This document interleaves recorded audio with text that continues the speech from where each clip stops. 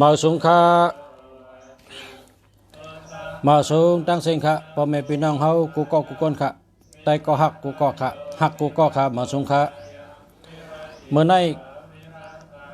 วันที่1 เดือน2 เหง21เสียเมืองดีเชียงใหม่เตอุบลองไปตังกาลาค่ะอุบลองไปตังกาลาในปี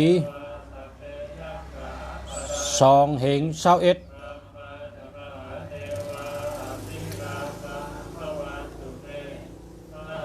เมื่อสูงฮับตอนปีใหม่มีพี่น้องถามมาหลายก็เขาย้อนมาว่าเขาเกิดวันติดเสือซื้อสีเจิ้งเหือมีหลับพอเป็นก้นเบาก้นสาวเขาก็ถามว่า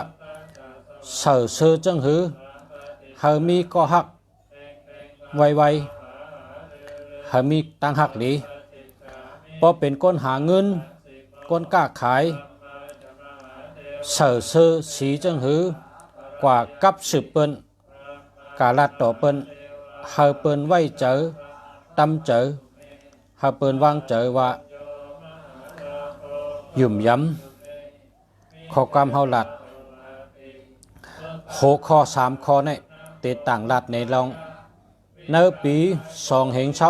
21โกนวันสังเตได้เสือซื้อสีอีสังเฮามีปรามีอำนาจลาดสังก็เฮาเปิ้นยุ่มย้ำกว่าตั้งเลยเฮาเปิ้นหักแต่มีลอง3 นิ้ว 3 ลองมาต่างลาดผู้ถ่อมยินเฮาเขากูเจ้ากูก็ค่ะคนเกิดวันอาทิตย์คนเกิดวันจันทร์คนเกิดวันอังคารคนเกิดวันพุธคนเกิดวันพฤหัสคนเกิดวันศุกร์คนเกิดวันเสาร์คนเกิดวันลาหูเจอกว่าจำตัวจังไหนก็เปว่าตีเมืองในเปิ่นเจอกันจังไหนแหละหันอาโจมันหันพรดีมันสั่งว่าพ่อแม่พี่น้องเขาเฮ็ดจอมในก็มีพรดีเหมือนกันค่ะสื่อมันเป็นอันจับตัวเขาหึงหรือเปิ้นนะเป็นอันจับตัวเขาหึงหรือเปิ้นตั้งแต่เอากังเนเจ้า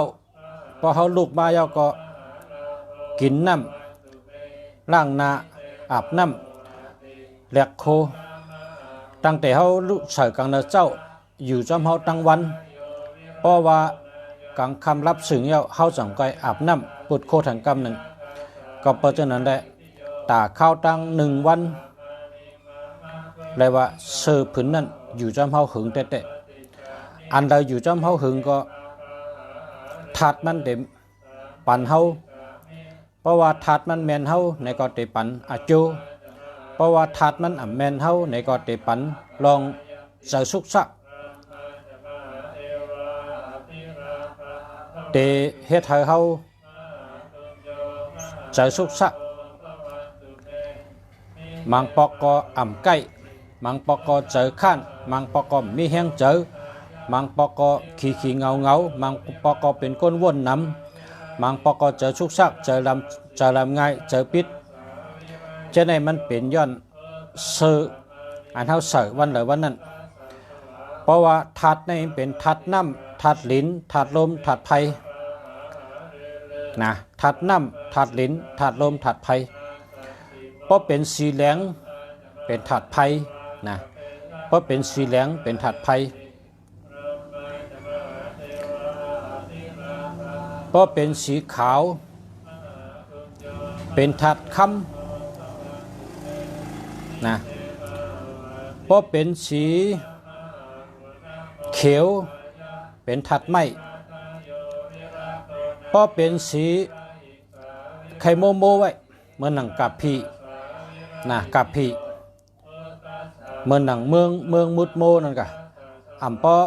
เปิ้นทังว่าสีกวนไผ่ใช่ไหมสีกวนไผ่สีชาอยู่อันมันว่านั่นอันนี้เป็นสีล้ำเป็นสีลิ้นเป็นทัดลิ้นเป็นทัดลิ้นสีล้ำสีเชาหมองสีล้ำสีเชาหมองสีอันหม่นจนนั้นเป็นทัดลิ้นนะเพราะว่า จืนเสือเป็นทัดน้ำพอเขากะหันน้ำเสือในเขาว่าน้ำในเสือดีแกโดยจำพอหันปืนเนาะหมักหินมีหลายกะเลยหันมดป่ามีหลายตัวหันมดอันนั้นเป็นทั้งว่าเสือสีเสือนั่นทั้งว่าทัดน้ำต้องผ้าต้องผ้าเท่ามุงกันกับเนื้อผ้าก้องกลางหาวเนื้อก็โหเฮานั่นพอวันเลยผ้าปังเสริงเหิงผ้าปังเสริงเหิงต้องผ้าจืนเสยหลีอันนั้นก็เป็นทั้งทัดน้ำสีน้ำเหมือนกันครับทัดน้ำทัดลิ้น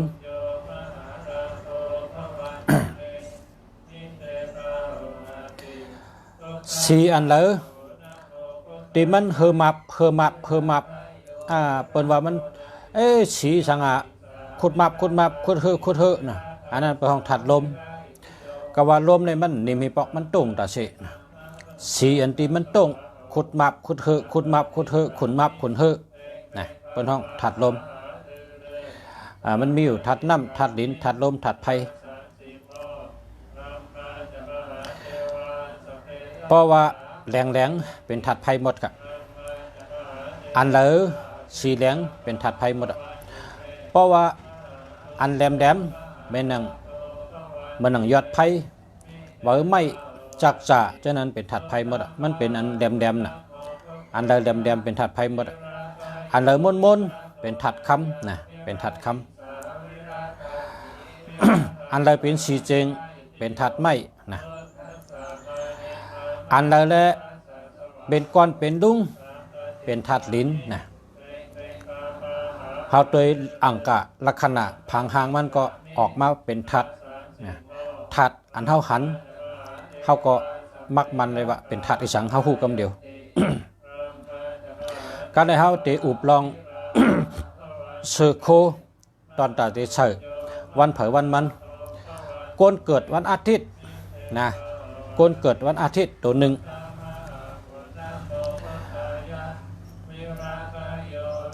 พอเขามีอำนาจลาดสังก็เฮเปิ้นหยุ่มย้ำเฮเสือสีของนะพอเขาเฮเปิ้นนับย้ำมีปารามีเฮเสือสีเขียวพอเขาตั้งหักลีเมตตาลีเฮเสือสีล้ำนะคนวันอาทิตย์ในปีนี้ในปี2เหง5ปาก64พอเป็นปีอังกฤษก็2เหง21นะเลยว่าเป็นเอาปีอังกฤษนะปีอังกฤษ2เหง21ในปีในตั้งปีปุ่นตะก้นวันอาทิตย์เสือจังไหนนะจะได้หัน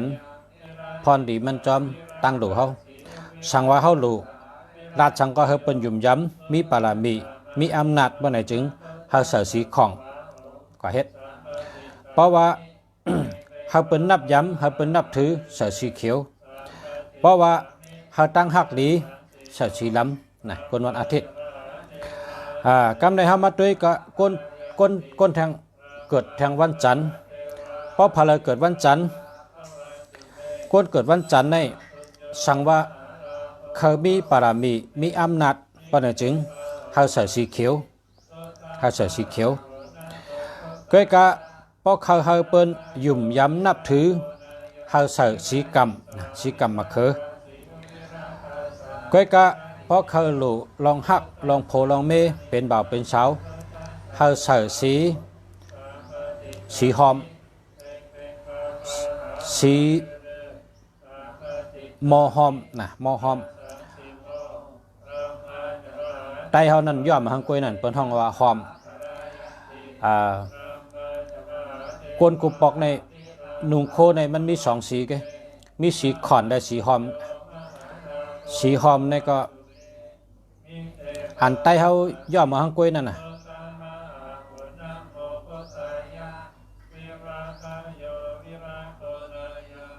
สอมก้อมสอมเตะนะ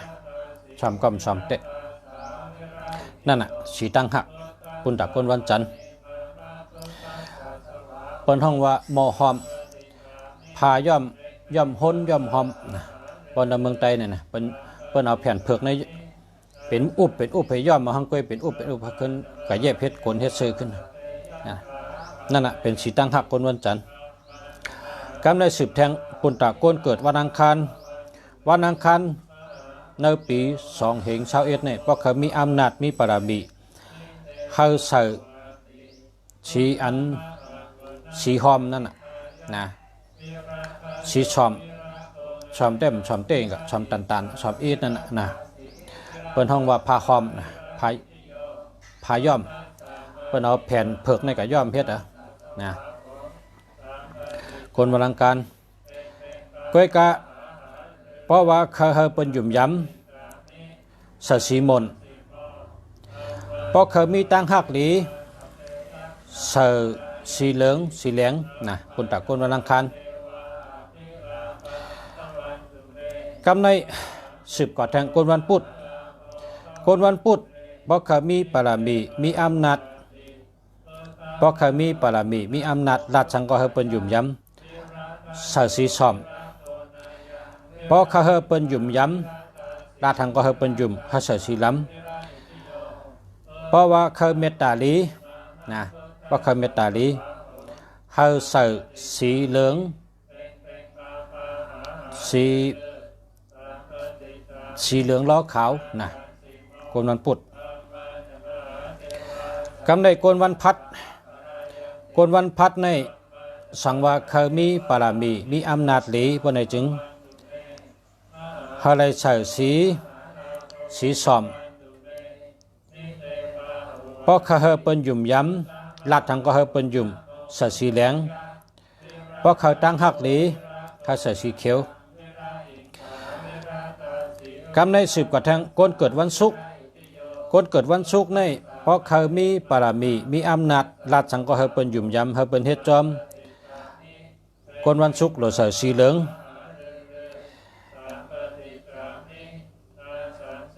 เพราะเขา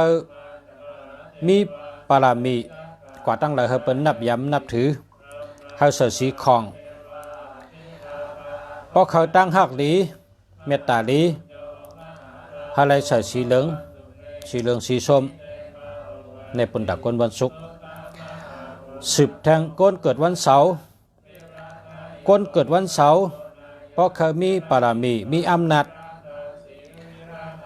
เขาใส่สีน้ำสีต้องผ้า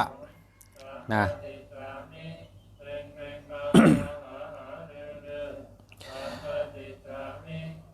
เพราะเขาเปิ้นหันแล้วก็นับถือกำเดียวเขาเปิ้นหยุ่มย้ำนับถือจำเขาใส่สีขาวเพราะเขาตั้งหักหลีมีเมตตามีตั้งหักหลีเขาใส่สีของนะกำใน10 กว่าแทงก้นเกิดวันลาหูเพราะเขามีปรามีมีอำนาจรัฐทางก็เปิ้นหยุ่มย้ำเปิ้นเฮ็ดจอมกุมเมียวจึงก้นวันลาหูเขาใส่สีแดงก้อยกะเพราะเขาเปิ้นหยุ่มย้ำกะละวะนับย้ำจึงเขาใส่สีขาวเพราะเขาตั้งหักหลีเมตตาลีเขาใส่สีส้มจะไหนคะในปุนตะก้น7 หรือวันในปี2 เหงชาวเอ็ดใส่ซื้อจึงหือเฮแมนจอมตั้งโลกนวันติดเพราะเขาตั้งหักหลีใส่สีล้ำกนวันจันทร์เพราะเขาตั้งหักหลีใส่สีส้มกนวันอังคารเพราะเขาตั้งหักหลีใส่สีเหลืองสีแดงกนวันพุธเพราะเขาตั้งหักหลีใส่สีขาวกนวันพัดเพราะเขาตั้งหักหลีใส่สีเขียวกนวันศุกร์เพราะเขาตั้งหักหลีใส่สีส้มสีเหลือง กนวันเสาร์ปอเคยตั้งหักหลีใส่สีของกนวันลาหูปอเคยตั้งหักหลีใส่สีซอมอันในกับไก่ด้วยตั้งหักกนวันอาทิตย์สังว่าเฮอเปิ้นหยุ่มย้ำกะละว่านับย้ำเฮาตาเสจึงกนวันติดเฮอใส่สีเขียวกนวันจันทร์เฮอใส่สีกำมะเขือกนวันอังคารใส่สีเหลือง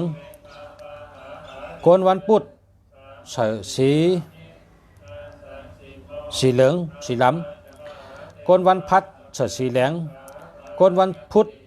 กนวันศุกร์นะกันต่อค่ะกนวันศุกร์ใส่สีของกนวันเสาร์ใส่สีส้มกนวันราหูใส่สีส้มอันไหนตั้งเปิ้นหันเฮาก็เปิ้นนับย้ำกำเดียวเปิ้นพอเปิ้นหันเฮาก็เปิ้นว่ามาสุงค่าเนี่ยพอเปิ้นหันให้เปิ้นยกมือไว้นับย้ำเปิ้นฮ้องว่านับย้ำกะละว่านับย้ำเนี่ยว่าเปิ้นอยู่สินับย้ำเฮากำได้ซ้ำเพราะเขามีปารมีมีอำนาจเพราะเขามีปารมีมีอำนาจลาดสังก็เปิ้นเฮ็ดจอมลาดสังก็เปิ้นยุ่มย้ำกูไม่เมียวจำคนวันติดใส่สีของคนวันจันทร์ใส่สีเขียวคนวันอังคารใส่สีส้มคนวันพุธใส่สีเหลืองคนวันพัดใส่สีส้มคนวันศุกร์ใส่สีเหลืองคนวันเสาร์ใส่สีส้มคนวันราหูใส่สีแดงนี่เป็นอันง่ายๆมันคนตาจะตื้อเนื้อปีละปีนั้นเมื่อปีกายเนี่ยลุงแสนลาดกว่าปีกายเนี่ยไหว้เฉยลุงแสนลาดกว่าอะไรหมอก3 เดือนจะเนี่ยมีคนโทรมาขอบคุณน้ำจะนะมีคนมาคนสืบพงมาว่าเกจูเยอะน่ะตีลุงแสนลาดเนี่ยเขาเสริมมาเนี่ยแคมเตะหลีเตะเนี่ยปีกายก็ลุงแสนลาดบอกลาดมาจากในกุปีพอถึง1 ปี 1 ปอกเขาว่าเขาใส่ดีเนี่ยเพราะเผยใครใส่จอมเพราะเผยใครเฮ็ดจอมลอกลายเปตังกาลานุงเสือเฮอร์แมนจอมนามปีใดปีนั้นก็เฮ็ดจอมจำไปเลยค่ะนะก็สือโคเขาตื่นโดเสืออยู่ตั้งวันน่ะเนาะเขาก็เลือกเอาในซื้อเจเนซื้อมาไว้ตัดตัดใจในปีนี้นะตัดใจในปีนี้ค่ะเนาะตั้งแต่ไรจอยเขามีตังเกี่ยวเจอซื้อเจอมีตังเฮ็ดสังก็ง่ายเมตตาลีลาดสังก็เป็นยุ่มย้ำอุบสังก็เป็นยุ่มลาดสังก็อ่องง่ายอ่องมันเนาะพอคนเกิดวันอาทิตย์ก็เฮอซื้อสีของสีเขียวสีล้ำไว้น้ำพอคนวันจันทร์ก็เฮอซื้อสีเขียวสีกำสีส้มไว้น้ำพอคนวันอังคารก็ซื้อสีส้มสีเหลืองสีแดงไว้น้ำพอคนวันพุธนายก็ซื้อสีเหลืองสีล้ำสีขาวไว้น้ำพอคนวันพัดนายก็ซื้อสีส้มสีแดงสีเขียวไว้น้ำพอคนวันศุกร์ซื้อสีเหลืองสีของสีเหลืองไว้น้ำสีคำจะไหนพอว่าคนวันเสาร์ไหนก็ซื้อสีส้มแล้วก็สีของไว้น้ำพอคนวันราหูก็ซื้อสีแดงสีส้มสีขาวจะไหนไว้น้ำเขาแต่เลยใส่เจ้านั้นกว่าเขาตาปีน่ะเนาะพอเขาใส่จะไหนเขาก็เลยตั้งตูเกี่ยวเจอเกี่ยวตูเจอเกี่ยวซื้อมีตังเกี่ยวเจอซื้อเจอเนื้อตูเนื้อเจอเขานะเพราะเขามีตังเกี่ยวเจอซื้อเจอก็คนเขาในพอเกี่ยวก็หน้าตาก็เจนเสือเพราะเขาไว้เจอเกี่ยวเพราะเขามีโคสองลีอันปันแห้งเจอเขา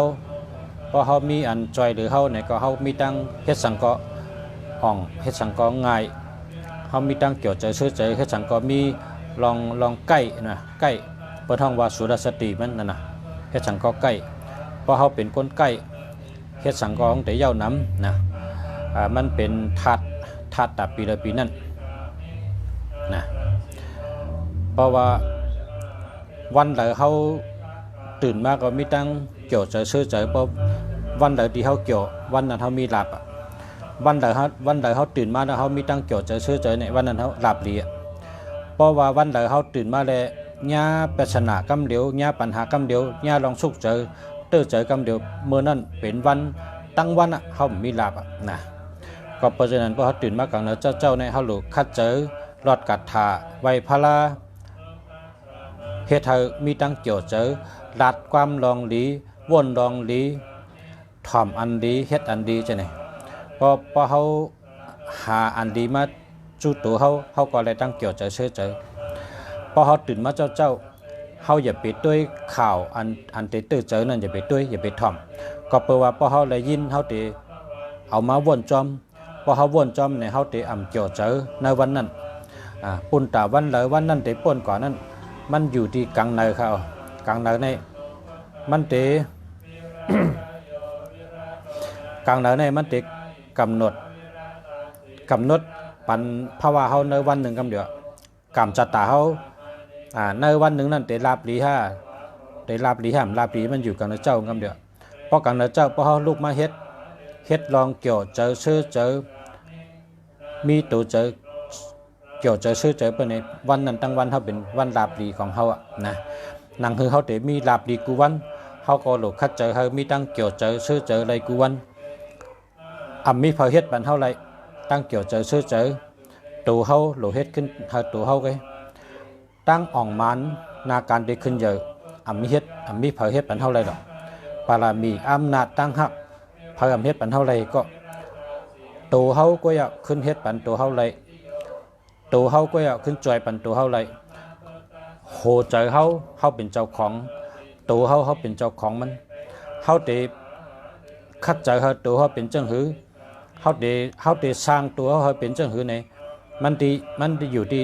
กังเนเจ้านั่นเขาเตะลูกมาบริหารตัวเขาเป็นเจ้าหือบริหารอารมณ์เขาเป็นเจ้าหือเขาคัดใจ